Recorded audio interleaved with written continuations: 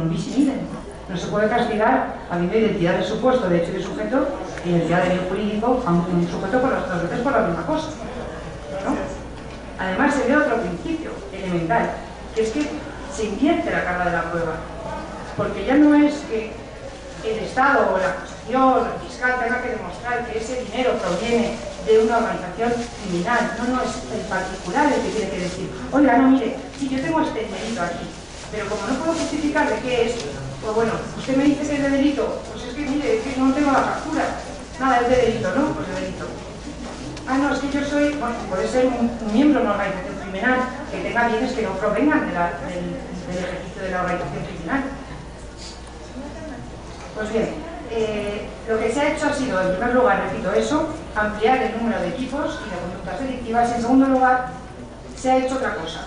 A falta de crear el llamado delito de tenencia injustificada, lo que se ha hecho es cambiar el comiso.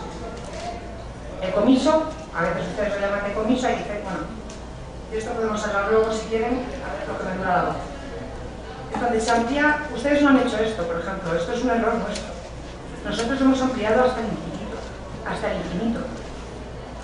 Entonces, nosotros permitimos, por eso quiero romper una lanza en favor de su ley, porque ustedes le quieren sentencia firme, nosotros no, nosotros ni siquiera.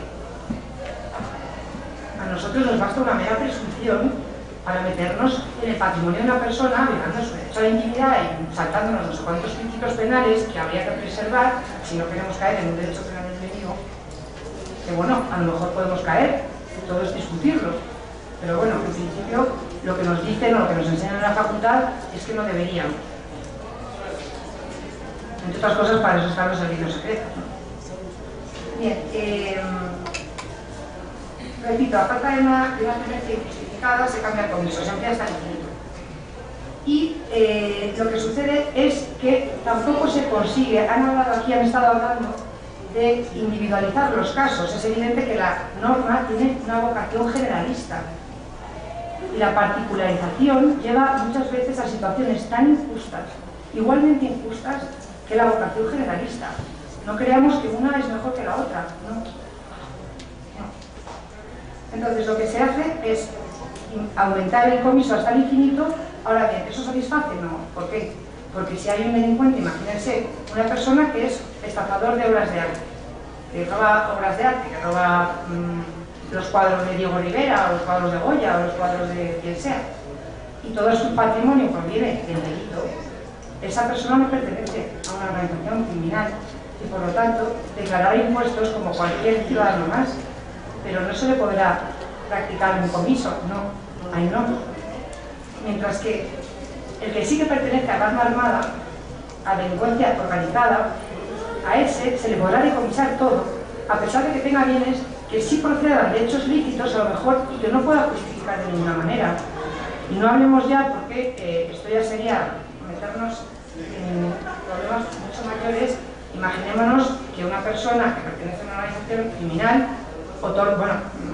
dona un bien a su mujer y además la mujer lo otorga a un tercero y lo otorga a un tercero jurídicamente, de forma correcta jurídicamente. Entonces, ¿qué hacemos? ¿Se lo quitamos al tercero?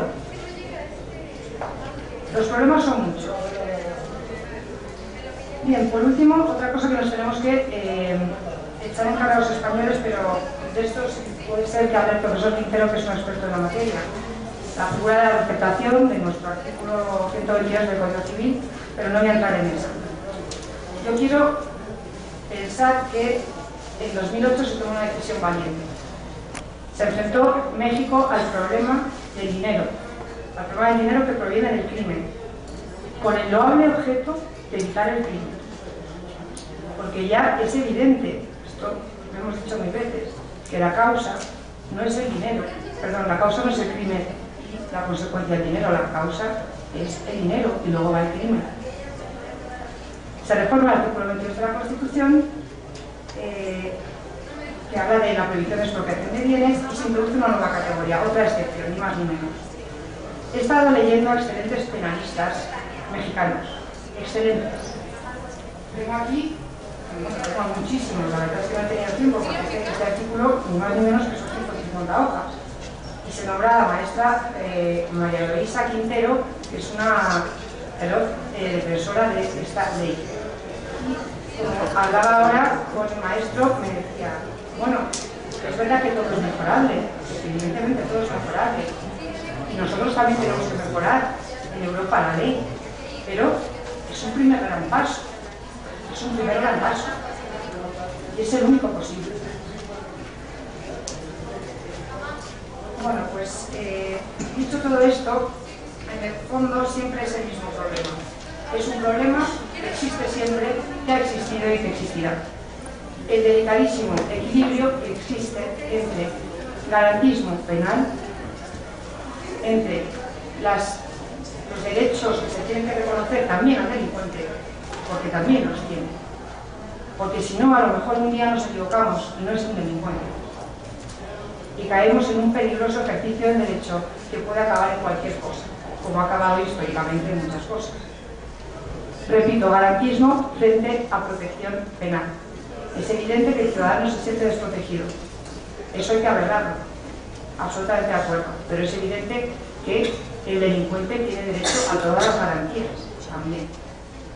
Pues bien, nada más. Muchísimas gracias. He terminado ya de quedarme afónica completamente. Agradezco mucho su presencia. Si tienen ahora intervendrán los maestros mexicanos. Y yo quedo a su orden para las preguntas que me quieran hacer. Si me hace de voz el profesor Quintero, que es un experto en esta materia. Muchas gracias.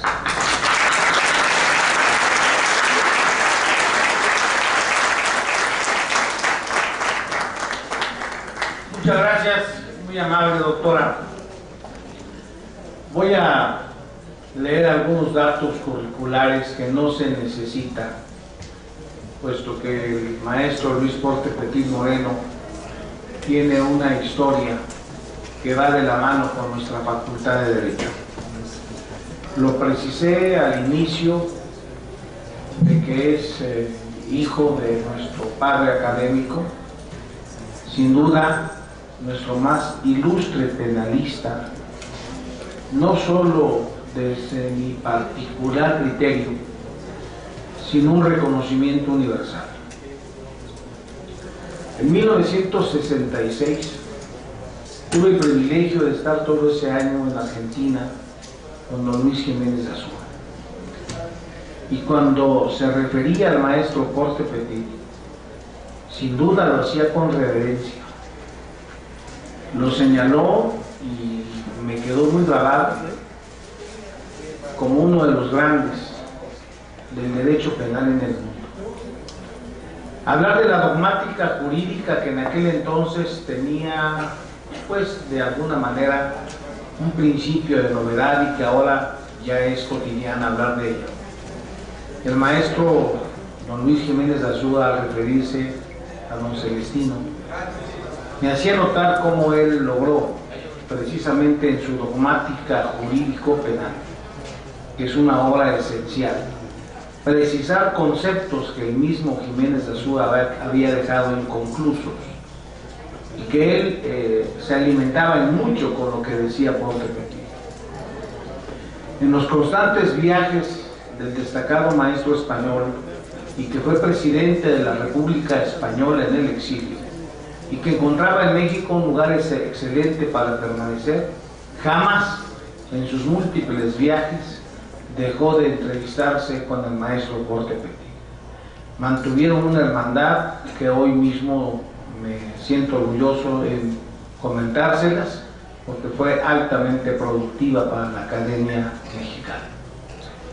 Me refiero a don Luis Porte Petit, no solo como hijo del maestro don Celestino, sino como alguien que desde muy joven ha ocupado relevantes cargos públicos. Lo fue a una edad muy temprana, Ministerio Público, agente, de donde llegó inclusive en esa Procuraduría a ocupar el cargo en el Distrito Federal de director de averiguaciones previas, además de haber sido auxiliar de procuradores desde 1964 y subdirector general de investigaciones que le permitió llegar a la Dirección General de Averiguaciones Previas. En el campo político fue secretario particular de uno de los más ilustres mexicanos en materia política, Carlos Madrazo Becerra. Fue secretario general de gobierno del estado de Veracruz y en varios momentos gobernador, secretario general encargado del despacho. Diputado federal por el 6º distrito de Veracruz. Presidente de la Junta Federal de Conciliación y Arbitraje, y en el campo de la Procuración de Justicia, en el ámbito federal, fue segundo subprocurador, primer subprocurador, y sin duda también llegó a ocupar el cargo de subprocurador general. En sus actividades académicas imparte clase aquí hace cerca de 50 años, además de que es coautor de libros importantes sobre temas tan esenciales como el fraude, que es referente obligado en el tema de los delitos patrimoniales. Miembro activo de la Federación Mexicana de Abogados, Academia Mexicana de Derecho Parlamentario y del Colegio Nacional de Abogados. Para mí constituye un alto honor presentar al maestro Jorge Petit, a quien recibimos con un aplauso.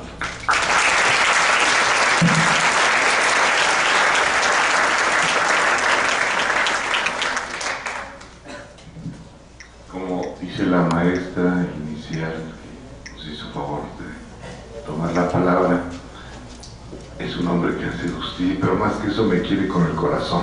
No le crean todo lo que acaba de decir, más que soy hijo de Diego Celestino, que es un orgullo, y lo cual me permite estar acá, agradecerle esta invitación, compartir con maestros tan distinguidos de España un tema, porque lo hemos hecho desde toda la vida, como decía el maestro López Betancourt. Los maestros de México y de España han ido de la mano en esta y en otras materias. Tuvimos la fortuna de contar, después de la Guerra Civil Española, con cientos de grandes maestros españoles cuyos nombres están en las aulas. Nos volvieron a enseñar algunas cosas muy importantes, y hoy también, así que muchas gracias por ello. Y a todos ustedes muchas gracias por su presencia y significar la presencia de la policía. Realmente estoy sorprendido, como dice Eduardo, que no es un currículum rico de trabajo, sino de edad. Soy un beneficiario de tener años y salud, por eso estoy con ustedes. Y he trabajado siempre en esas líneas, en esas áreas, y estoy verdaderamente sorprendido. Es la primera vez que estoy en una escuela con la policía sentada en un aula escuchando una conferencia en materia penal, cuando nos veíamos en la calle y corríamos muertos de miedo, porque no aprendimos ni tampoco les hemos dado como servidores públicos su lugar. Ellos se han puesto la camiseta y no los respetamos. Parte de nuestro problema, que entonces ellos no se sienten vinculados a nosotros. Cuando había policías de esquina, había en ese entorno más comunicación, más cariño y más protección para nosotros. Tenemos que volver a integrarnos, estar juntos, porque somos parte de lo mismo y ellos tienen que cuidarnos. Entonces, bienvenidos, qué gusto. No es la solución, pero es un gran principio de que estén aquí. Así que muchas gracias por su presencia. El tema que acaba de comentar nuestra compañera Beatriz es muy importante y, como se ha dicho, es antiguo, pero no estaba debidamente regulado. El tema del crimen en el mundo nace desde que llegó el ser humano. Y de ahí tenemos toda una evolución que ustedes que ya estudian aquí, y quienes son invitados también, son abogados, y los que no, pues saben de las normas, las reglas de la convivencia social. Es muy importante porque es lo que nos permite vivir y a un ofrecimiento social. Desde que nacemos estamos amarrados a las reglas que nos impusieron nuestros antecesores. Llegamos y ya todo es obligado. Tengo que leer las leyes y lamentablemente ni los abogados las leemos. Y después dicen que no es excusa el desconocer la ley, que hay que aplicarles igualmente por parejo a todos cuando violan la ley, aunque no la conozcan. Y no tenemos la voluntad de enseñárselas. Nuestra Constitución dice, creo que el 124, 125, los gobernadores están obligados a difundir y a vigilar que se cumplan las leyes federales de sus entidades. y nunca se hace, ni se editan, ni se publican, ni se difunden, ni tienen facultades para que se cumpla la ley. Como auxiliares en un delito, tal vez flagrante pudieran intervenir. Entonces, esta disociación en la república y en una democracia es muy difícil gobernar, porque como decía el maestro que nos antecedía, todos piensan tener la razón.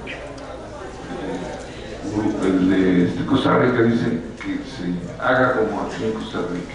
El de Panamá tiene sus criterios, de Guatemala.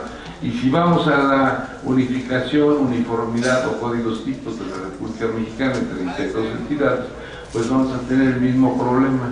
No nos vamos a poner de acuerdo, como dijo el maestro don Francisco, en poco tiempo.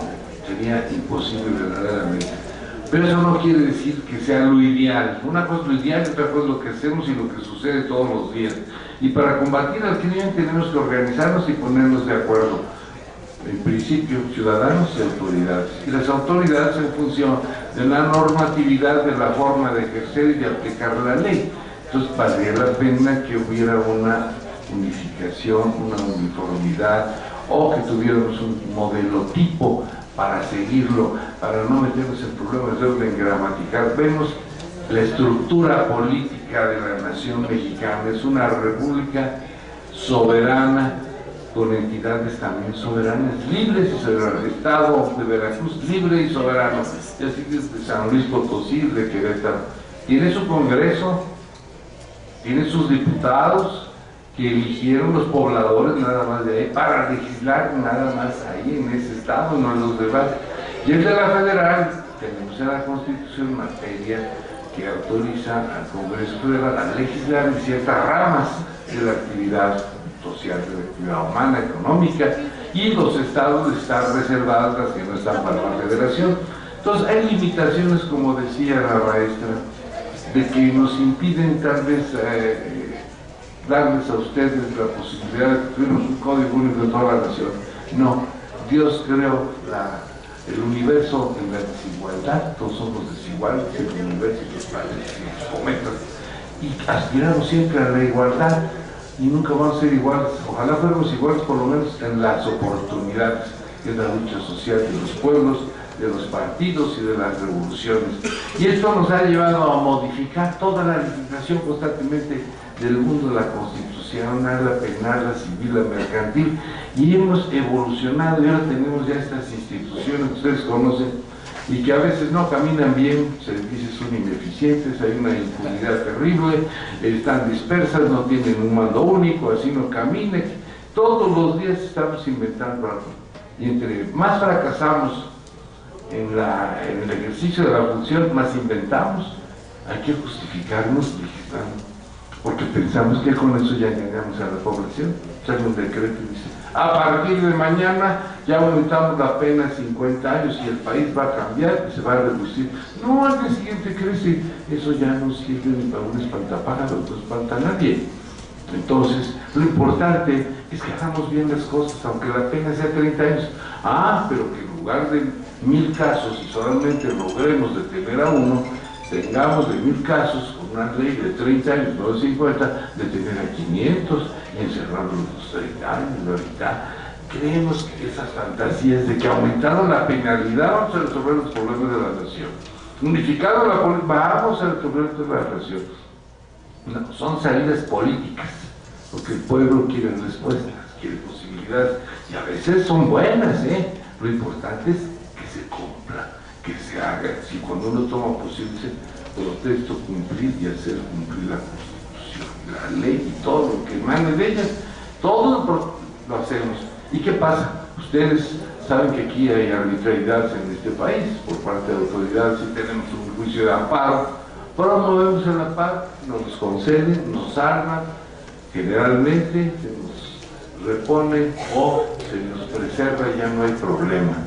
Y entonces pues ha ido creciendo la Corte, los tribunales colegiados, cada año más y más tribunales, y los tribunales administrativos también, porque tienen que ver con la legalidad de los actos de las autoridades administrativas para que no se nos moleste indebidamente. Y llegamos al año y hacemos un gran informe. Ya somos más, y en lugar de resolver 50,000 casos, resolvimos 150,000, hemos roto un récord.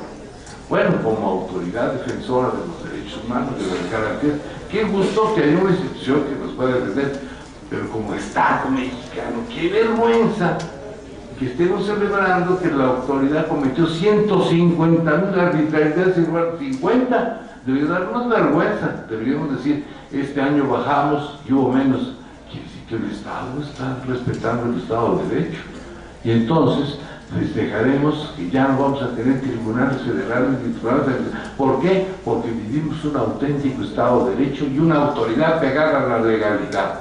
¿Qué está diciendo el Procurador de la República ahora, con base en los señalamientos que hizo el maestro Polanco de violación a la Constitución por el establecimiento de arraigos y testigos protegidos impuestos por el norte?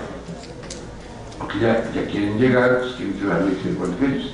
Entonces, aquí lo que tenemos es que determinar si efectivamente eso es correcto o no es correcto. Pues no, no es correcto. Hay que luchar por modificar otra vez y volver las cosas a su estado. La imitación a veces es limitación, y sobre todo cuando imitamos a pueblos que son ajenos. Y ni siquiera es una imitación, es una imposición foránea, política, imperial. Debemos que evitar esas cosas. Nosotros sabemos hacer las cosas y las hacemos bien. Es como la oralidad. Es que ellos son orales y ahora hay que hacerlos igualitos. Es un sistema nada más, no mejora una y otra, depende de la autoridad que esté capacitada para conducirlo, de los abogados que acusan o que defienden, para ver quién tiene la razón. Lo que va a valer la frente el sistema de investigación, las pruebas, no porque hablen va a ser mejor que escriban. A lo mejor escribiendo tienen más tiempo para hacer las cosas de mejor manera, pero en fin, es una ventaja para que pueda pagar mejores abogados. Y que no pueda pagar mejores abogados, pues van a ganar, definitivamente. Entonces, en este proceso tan importante que tiene que ver con lo del dinero, partimos de la base de que hablábamos de los principios de la humanidad, pues se inicia el comercio, y empiezan las relaciones laborales, y empiezan muchas actividades, empieza a surgir el dinero, la moneda, documentos, cheques, llegamos a la época esta, bancos, y ahora tenemos con la modernidad en las computadoras, transacciones de dinero por teléfono desde origen para mandar a las Islas Caimán y lavar el dinero, ya que hay buenas tintorerías, entonces pues las cosas caminan mejor. Entonces aquí el problema es, como decía la ponente, que allá en España, así lo entendí, lo importante es determinar la posesión de un objeto. Aquí todos traemos objetos, pulseras, relojes, y si siguiéramos el criterio, que parece ser que es el que no gusta ya, a mí tampoco, es de que, a ver, el reloj, ¿cómo lo compraste? Pues es que me lo regaló mi mamá cuando está allí la factura, no, se robado. Ya, nos están poniendo en entredicho que el coche que traes, y la pluma y el anillo, en fin, nadie podría justificar, más que con tiempo y no de todo, yendo a su casa a buscar en los cajones el hecho de que cómo puedo justificar yo eso. Y si voy al banco ya no me permiten, es la moneda oficial, reconocida, circulación libre, monedas de oro, plata, billete justificado y amparado por metal. Quiero depositar 20,000 pesos en efectivo, no se pueden.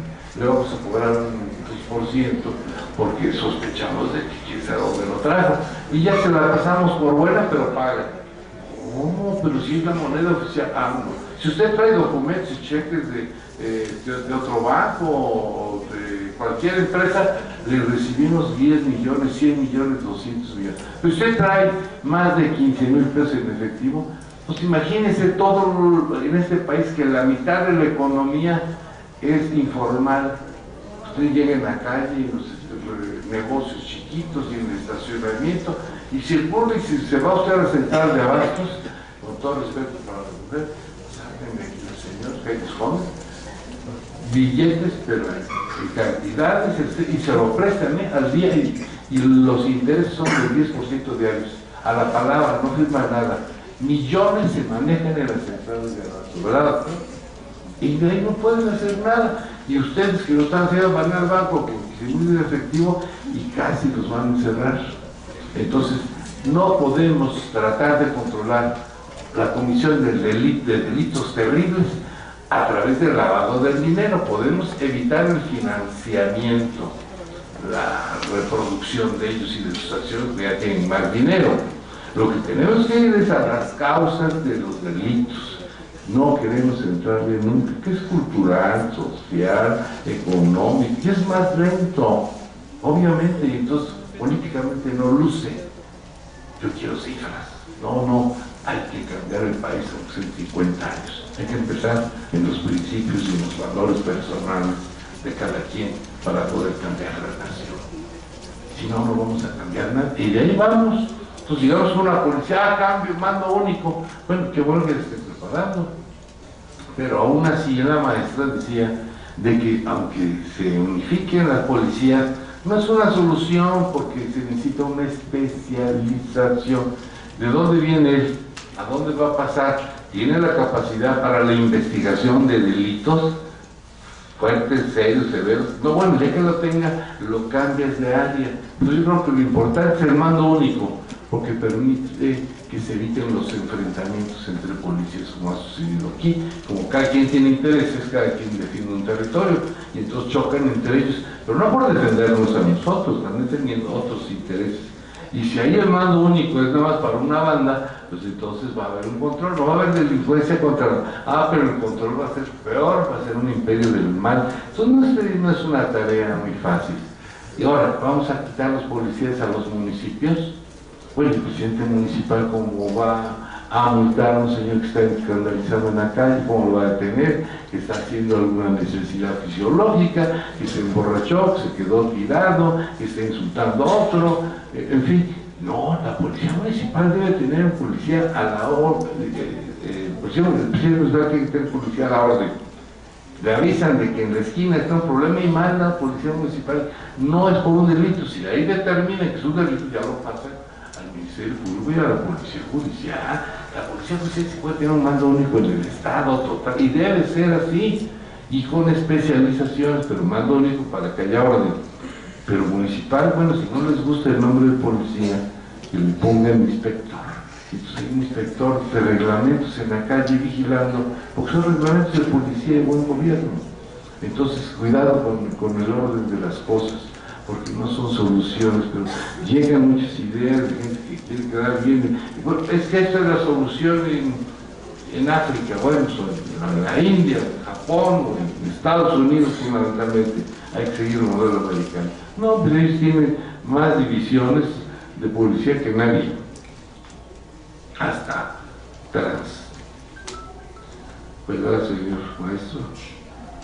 Entonces, este problema no es fácil. Y la unificación de la ley, les voy a hacer un comentario, porque creo que ya me estoy excediendo, me estoy picando como en la carrera de mi vida, ya voy para allá y no me acabo, y no me va a pasar aquí lo mismo. Entonces, por estas razones, en 1963, su servidor formó parte de la primera comisión del Código Penal tipo para la República Mexicana. Estaba el doctor Román Lugo, procurador del distrito, mi padre, don Celestino, que mencionaron, la doctora Olga Islas Mariscal, el ministro retirado Luis Fernández Doblado. Y los cinco hicimos un proyecto, pero ya a finales de gobierno, los tiempos políticos que aquí son terribles, pero la intención era buenísima. Entonces trabajamos con maestros y platicamos y se logró integrar un proyecto, pero ya los tiempos, era fin del sexenio, ya el Congreso era nuevo, ya el presidente se iba, pero quedó para la academia, quedó para los estados, y algunos estados se lo llevaron y no lo hicieron igualito, pero sí muy similar. La parte general casi idéntica en Veracruz, en Baja California, y en Guerrero, y después otros más, como la mitad de los estados de la República siguieron esos códigos. Bueno, pasaron 20 años y el presidente Miguel de la Madrid y Sergio García Ramírez, procurador de la República, invitó otra vez al maestro Porte, en este caso ahora a Victoria Dato, de su servidor, y a Luis Fernández Doblado, y otra vez, pero ya diferente, porque esto evoluciona, esto cambia. Tenemos tipos particulares muy bien hechos, todo lo antiguo es más o menos bonito, pero los nuevos son unos mazacotes. Un artículo que trae como 80 fracciones, los mejores 80 articulitos, porque cada uno es diferente. Entonces para la aplicación es muy difícil entrar al tema. Todos traemos dinero, traemos ropa, tenemos objetos, tenemos ingresos.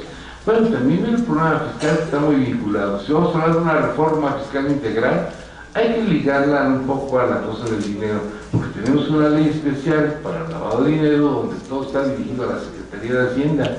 Bueno, para que sea ilícito tener más dinero, quiere decir que hubo una actividad delictuosa que produjo dinero, ya sea me robé un coche y lo vendí, o el coche vale 100,000 pesos, o una alhaja, lo que sea. El hecho es que hay un producto que tiene un precio en el mercado interesante, y que para que yo pueda andar tranquilo con él, pues tengo que introducirlo al mercado y busco vías, y entonces es donde uno anda realizando actividades que son las que legisla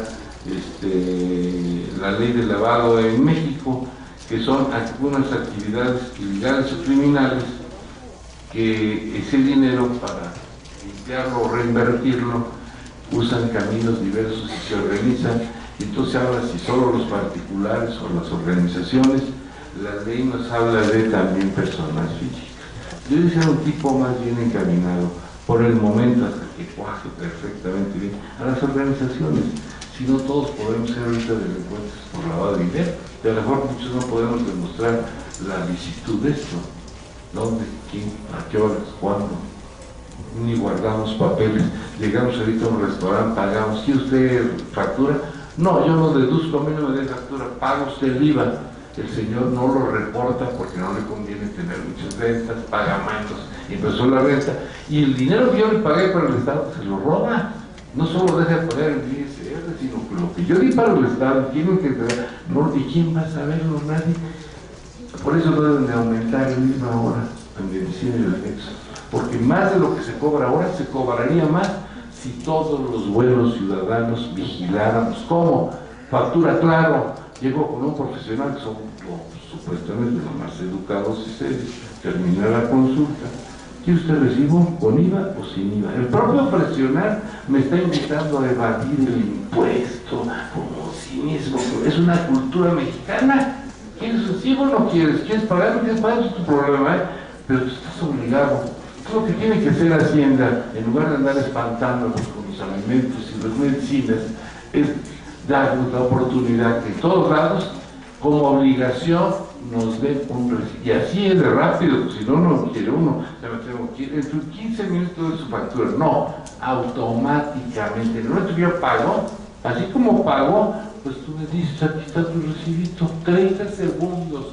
Todo el mundo compra maquinita hasta en la taquería de la esquina. Porque si no, la economía informal es más grande que la formal. Este país sería millonario si quisiéramos facturas en lugar de andar haciendo cosas. Hasta podrían llevarse más, si quieren. Pero no quiero cansarlos. Esto es una cosa, y ojalá sigan con otras reuniones, con otras conferencias, que les quería hablar de la legitimación de las drogas, porque, bueno, nada más para terminar. El primer problema es ¿quién financia la droga? Los jovencitos, hijos, compañeros, sobrinos nuestros, que van a una esquina a comprar ilegalmente la droga, pero como compran una dosis muy baja, nada más para ellos, para intoxicarte solitos y que nadie sepa, se roban el dinero de la casa o del vecino, de esto, ya si se meten otras drogas, fueron delincuentes. Y entonces ellos llegan y financian y se intoxican, lo detiene la policía y llegan, pero es la cantidad que le permite la ley de salud a su casa. El señor conoció a un delincuente y no lo señaló ni lo identificó. Está vendiendo droga, está financiando. No vamos a meterlo a la cárcel porque lo use, vamos a meterlo a la cárcel por cómplice, para que dejen de usar la marihuana. Con una pena chiquitita, pero que sea de vergüenza. ¿Sí? ¿Estás financiando? Porque el señor sí es mayor, perdón, porque el señor hay muchos temas, nos llevan a la cárcel cuando traemos una dosis mayor, y son años terribles de cárcel. El otro no, porque tiene, es joven y usa una dosis muy chiquita, pero la intoxicación es la misma. Pero los dos estamos financiando. Lo que tenemos es que legalizar y que el Estado done y regale la droga, como dijimos en la conferencia del maestro López Betancourt. Porque dejarlo en el mercado como trabajo del alcohol, no, ¿eh? Aquí el Estado es un problema de salud. Tú estás enfermo, te registras, no te doy nombre, te doy una clave y pasas cada 15 días por tus granitos de marihuana y ya te emocionas. Y si quieres en tu casa sembrar tu macetita, pero si tú vendes, tú traes, entonces sí 20 años, 50 o 1000 de cárcel. El hecho es que sepan que aquí consumir marihuana no tiene problema porque el Estado te lo regala, te lo regala. Y al Estado no le cuesta porque sembrar marihuana no cuesta nada, tirar semillas en la arena, y se dan así como oro. Pues les agradezco mucho su atención.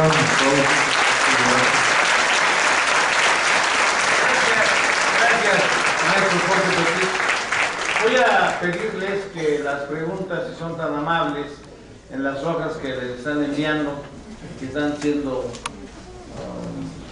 entregadas por mis alumnas. Ayuda también, Maribel, por favor, no estés ahí sentado nada más. A todos los demás alumnos míos también ayuden, por favor. A eso vinieron, a apoyarme, de tal manera que les ruego me echen la mano para... También una súplica. Se les va a dar ya en este momento una hoja de asistencia. La idea es entregarles a quienes asisten a toda la jornada, a las 4 conferencias, una constancia con valor curricular. La única súplica es que muchos vienen a la primera y se van a sus compromisos. Y solo hay el compromiso de darle a quienes se mantengan durante todo el periodo. Yo les suplico que ya ahorita que está finalizando la jornada, en este momento tengan la bondad de llenar su hoja de asistencia. También me hacen favor de repartir, si es tan amable, las constancias para que les sean entregadas uno por uno, no 2 de 3 o uno solo.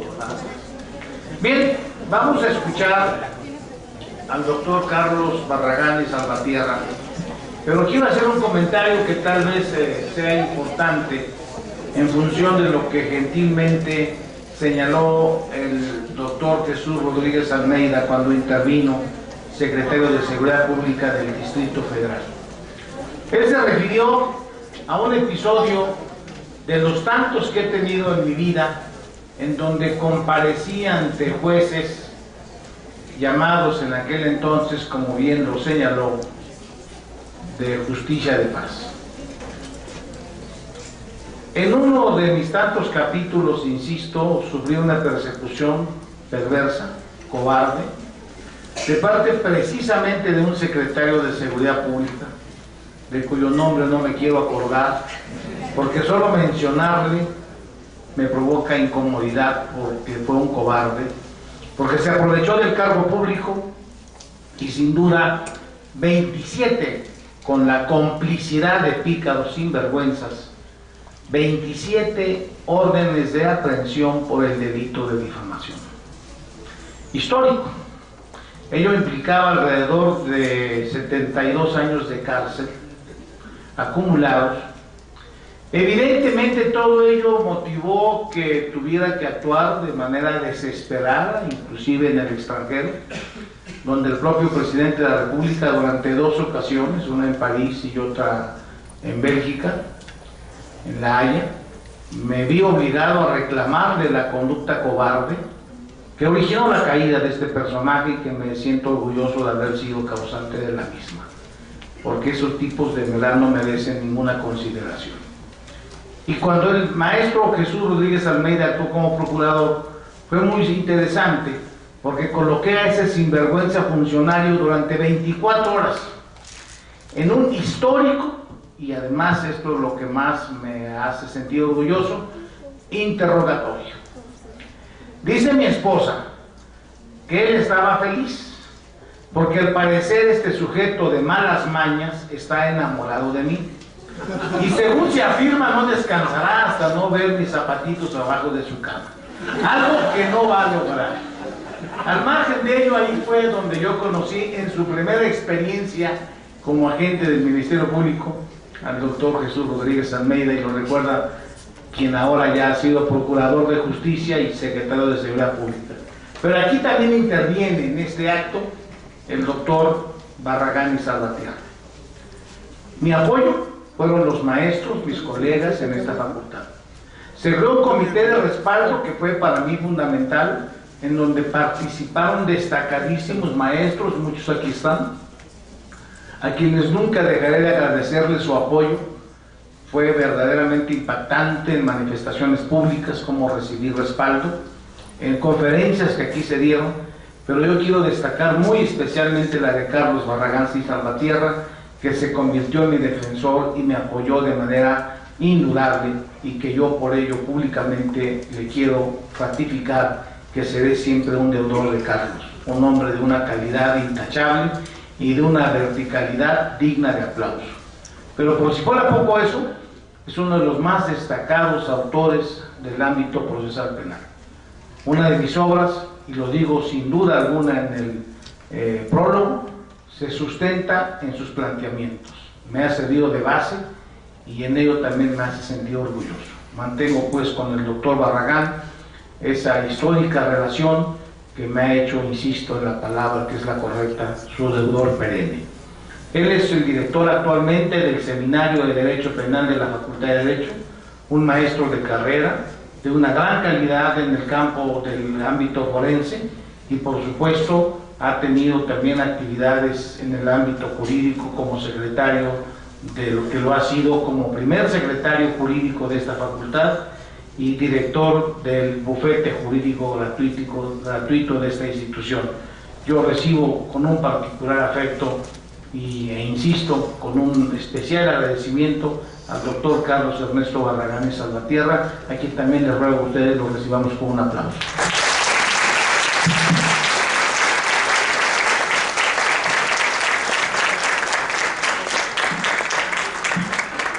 Pues buenas tardes, muchísimas gracias al doctor Eduardo López Betancourt por su invitación y siempre por presentarnos eventos tan importantes y tan interesantes como este.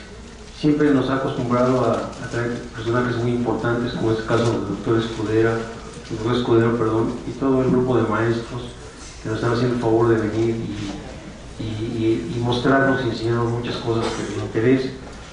Me da mucho gusto compartir esta mesa con el maestro Porte Petit, el cual hacía como 30 y tantos mil años que no nos veíamos, desde que fuimos vecinos, porque se le olvidó decir en ese currículum que también fue el director de bienes federales, y éramos vecinos. Yo tenía el despacho, un despacho de enfrente donde yo le hacía sus trabajos a máquina, pero sí, me da mucho gusto porque compartimos mucho tiempo como vecinos. Estábamos en Insurgencia y Viaducto, de un lado yo, enfrente se encontraba la dirección, y tuve mucha relación, mucho contacto con él, y nos une también el cine, una afición muy importante por el cine. También fue un destacado miembro del cine en México. Entonces, realmente, si hay alguna faceta que no conocen de él, los domingos hacen mole, ¿verdad? Y muy rico. Pero me da mucho gusto compartir con él esta mañana y con Eduardo, y lo que ha dicho realmente es de amistad, porque ya sabe el afecto que le tengo y no hay nada. Bueno, vamos a hablar un poquito sobre lo que es la extinción de dominio. Bueno, primero, comentaba yo antes de iniciar esta conferencia o esta plática con la doctora, y me decía que ella no estaba nada satisfecha con la ley española, y ahora que nos hizo el comentario, pues definitivamente yo también estaría aterrorizado vivir en España pensando que en cualquier momento, si me ven con un coche de tamales ahí, el primer mexicano que vende tamales en la calle, no me quitan mis tamales porque es lavado de dinero, ¿no? Y no estoy justificando esa situación. Entonces yo estaría muy preocupado. Ahora, yo siempre he sido un gran crítico de la extinción de dominio.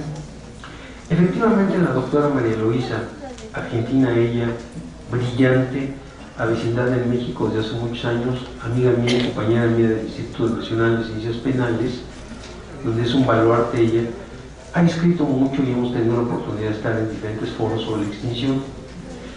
A lo que voy, ella dice que qué bueno que se impuso la ley. Yo también estoy de acuerdo con eso. Qué bueno que hay una ley. Sí, es cierto, qué bueno que hay una ley, porque está limitando ya situaciones.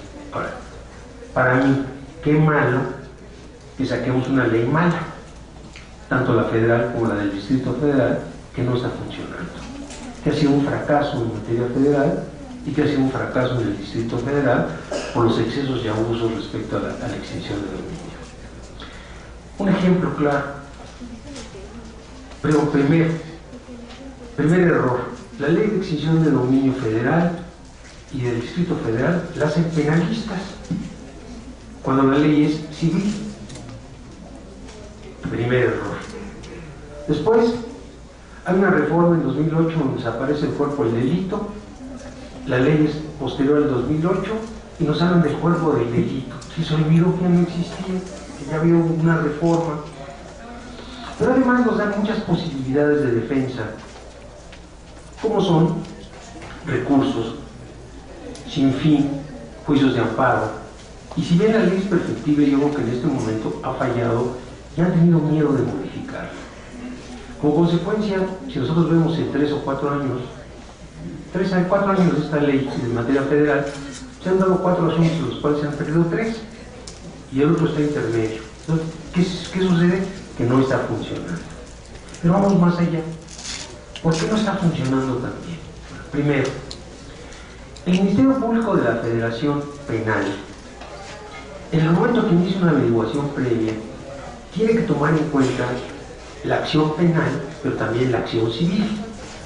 Esto es, si yo, Ministerio Público de la Federación Penal, que soy quien inicio la averiguación previa, me encamino directamente a meter preso a todo el mundo, pero me olvido de los bienes, el Ministerio Público Civil de Extinción de Dominio no va a poder hacer nada, porque lo está maniatando, porque no están nuestros ministerios públicos preparados, porque es una vergüenza que en ocasiones nos digan, ¿y qué es la ley de extinción de dominio?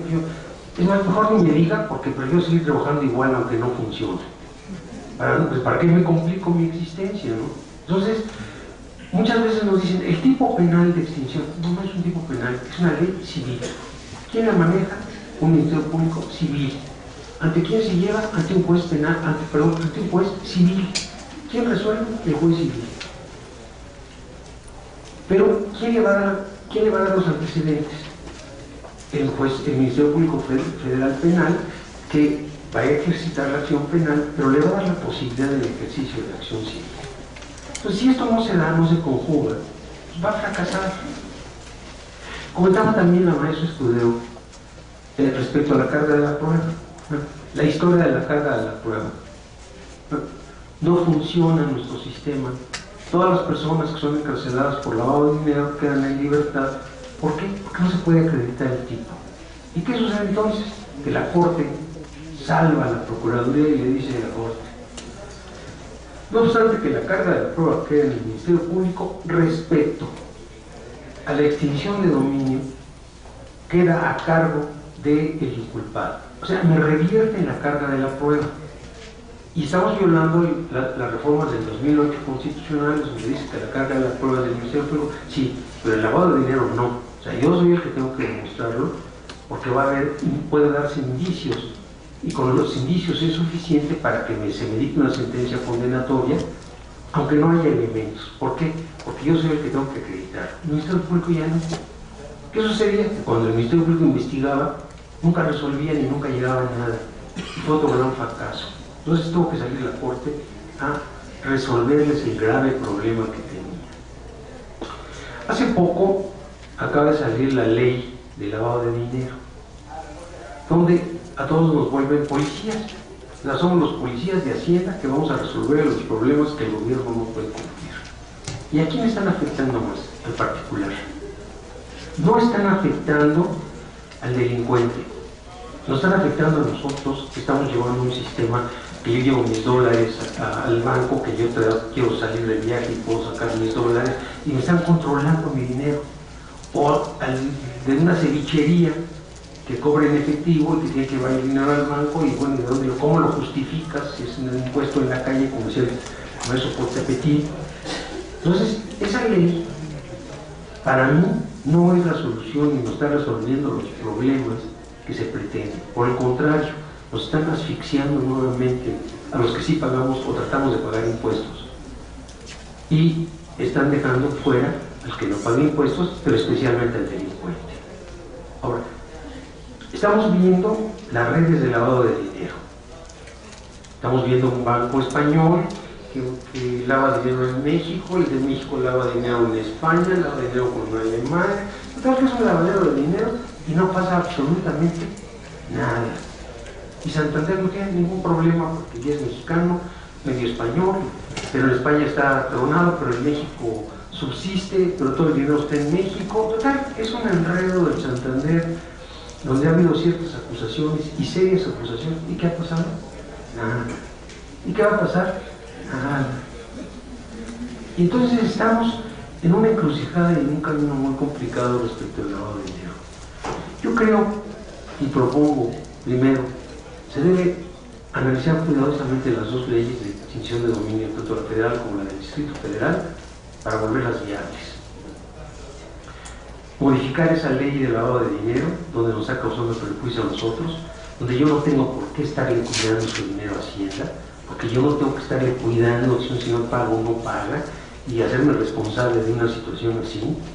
Entonces yo creo que ahí tiene que ser un poquito más consciente, porque está dejando muchas libertades a la delincuencia organizada, está dejando mucho dinero a lo que la maestra decía atinadamente sobre la ley del enemigo, pero la delincuencia organizada está trabajando libremente porque esas leyes no están funcionando. Pero vamos más allá. Juez penal absuelve a un procesado por lavado de dinero, le devuelve sus bienes y el juez civil lo condena a la pérdida de los bienes porque perdió el juicio civil de la extinción de dominio. Qué bonito. Un juez me absuelve, otro me castiga. Pero ya para terminar, no aburrirlos más, yo nomás terminaría con esto. Hace 4 o 5 años nos encontramos que el famoso asunto del chino, el famoso chino, que había $200 millones, donde dormía él, era como tipo Macpato, me acuerdo yo, mis juventudes, a ustedes ya no les tocó esos cuentos, pero a nosotros sí, donde el Macpato nadaba en tu alberca de dinero, ¿no? ¿Y qué pasó con ese dinero? ¿Qué lo lavó el gobierno? Entonces nuestro primer lavador de dinero es el gobierno y Hacienda. ¿Qué pasó con esos 200 millones? ¿De quién son? Del chino. ¿Tiene factura? No. ¿Cómo no tiene factura de los $200 millones? Cualquier mugroso tiene una factura por $200 millones, ¿no? Entonces, 200 millones a la una, 200 millones a las dos, 200 millones a las tres. 33% para la Corte, 33% para la Hacienda, para la Seguridad y 33% para la Procuraduría.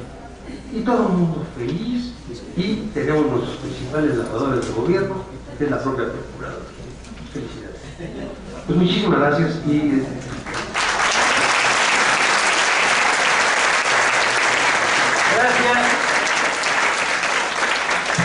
Ha sido una jornada fructífera, sin lugar a dudas, en todos los ámbitos. Y como bien lo dijo el maestro Barragán, fui omiso en mencionar un sinnúmero de grandes méritos del maestro Porte Petit. Manejó los cines de este país en una época en que la operadora de teatros tenía esa función. Posteriormente perdió esta característica, pero de alguna manera también ha sido presidente de un tribunal sui generis en nuestro país, que es el Tribunal Federal Agrario. En ese sentido, pues sin duda omití varios datos, pero pues son generosos en realidad. Algunas preguntas. Tengo, por ejemplo, y esto va para también Gonzalo Quintero. Gracias, Gonzalo, por ayudar a Beatriz en este momento. Pero hay una pregunta muy importante para ustedes. Hace años en España fueron castigados diversos ediles por aceptar sobornos de las constructoras y traer las facilidades de conformar desarrollos urbanos. El legislativo en México, y esto va para nuestros mexicanos, tiene miedo de tipificar la corrupción como delito. Como consecuencia, los hechos de Walmart son muy claros y evidentemente no han sido sancionados. ¿Qué opiniones merece estos hechos, Gonzalo, si eres tan amable? Y también, por supuesto, al maestro Barragán y al maestro Porte Petit. Adelante. Hola, buenos días a todos. Ya mañana hablaré con más intensidad, porque hoy hay ya poco tiempo y además mi intervención aquí es realmente, vamos, un invasor, incluso en esta mesa, que es únicamente por razones de ortofonía, de ¿no? Pero en cuanto al tema de los concejales, los ediles en España, bueno, en España el número de ediles no hace años. En España cada semana se procesa alguno, por lo tanto cada día. Y que fue una cosa que pasó hace años, ¿no? ¿Sabe? Forma parte como la paella de la vida nacional. Ítem más, todavía más. Si ustedes tuvieran la lista de cuántos concejales hay en España y llegaran a la conclusión de que habrá en total 65.000, vamos por caso. De los 65.000 suman todos los concejales de todos los pueblos internacionales. Están vinculados directa o indirectamente con la construcción, 40.000, y que el constructor medio español tiene dos vocaciones: ser alcalde y presidir un club de fútbol, ¿no? Y normalmente si consigue reunir las dos, milagrosamente el club de fútbol tiene que cambiar de estar y hacer uno mayor con un crédito municipal que se da a la empresa que casualmente es la suya. Por lo tanto, el ladrillo y la corrupción en España van unidas, bueno, como un matrimonio prácticamente necesario. Está legislada la corrupción urbanística con ese nombre solamente en cuanto a la prevaricación, la concesión de licencias ilegales, ¿no? En la prevaricación urbanística específica. El resto de corrupción municipal, es decir, la de percibir directamente dinero de constructores, va al ámbito general del delito de cohecho. Por lo tanto, no tiene ninguna especialidad respecto a cualquier otra corrupción administrativa de cualquier otro funcionario por otro tema. Ahora, si en cuanto a la pregunta, si a mí me parecería adecuado que en México se castigara la corrupción, es que no sé, mis compañeros sabrán mucho mejor que yo, dudo mucho que sea atípica, ¿no? Digo yo, no sé si he contestado a la parte hispana del tema. Por supuesto que sí. Muchas gracias. También quiero aprovechar, antes de dar el uso de la palabra al maestro Porte y al doctor Barragán, que hay preguntas coincidentes en cuanto a que le preguntan concretamente al maestro Porte qué problemas existe con legalizar las drogas en relación con los tratados internacionales.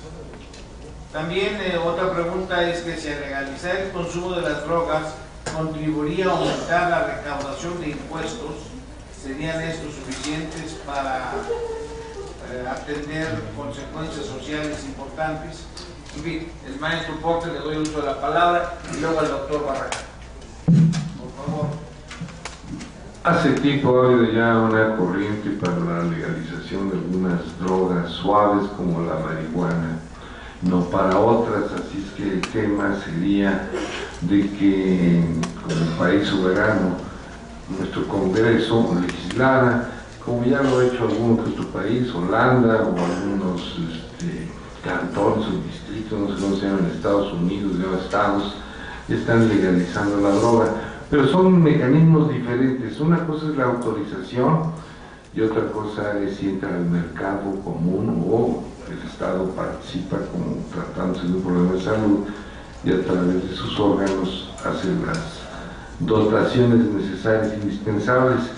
De hecho, decía yo hace rato que está legalizado el hecho de que una cantidad muy baja que establece el Código de Salud está permitido por el Estado para que una persona pueda utilizarla siempre y cuando no rebase esa cantidad en cuanto a la tendencia que trae a la adquisición y lo haga